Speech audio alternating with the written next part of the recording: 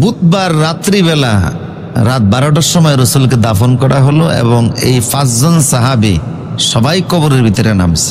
এই 5 জনের ভিতরে যখন রসুলের লাশ মোবারক কবরে রাখা হলো তখন কসম ইবনে আব্বাস রাদিয়াল্লাহু তাআলা আনহু তিনি রসুলের লাশের সাথেই কবরে শুয়ে পড়লেন এবং বাকি 4 জনকে বললেন যে তোমরা রসুলের সাথে আমাকে কবরে রেখে দাও। তিনি খুব জোর করতে লাগলেন, রসুল কবরে, আমিও রসুলের সাথে কবরে শুয়ে পড়লাম, আমারে তোমরা রসুলের সাথে কবর দিয়ে দাও। কিন্তু ওনারা বললেন যে একটা জেলাজন্ত মানুষ, জীবন্ত মানুষকে তো আমরা এইভাবে করে কবর দিতে পারি না, এটা হয় না।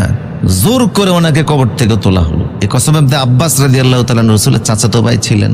শেষ জীবনে ইসলামের দাওয়াত দেওয়ার জন্য তিনি রাশিয়ায় চলে গিয়েছিলেন এবং রাশিয়ার বর্তমানে সামারকান্দে ওনার কবর আছে। রাশিয়ার বড় বড় রাজা বাদশারা মরণের আগে পরিবারের সদস্যদেরকে ওসিয়ত করত যে আমি যদি মারা যাই তা আমার কবরটা কসম ইবনে আব্বাস রাদিয়াল্লাহু তাআলার পাশে দিও, হয়তোবা তার উসিলে আল্লাহ আমাকে মাফ করে দিবে।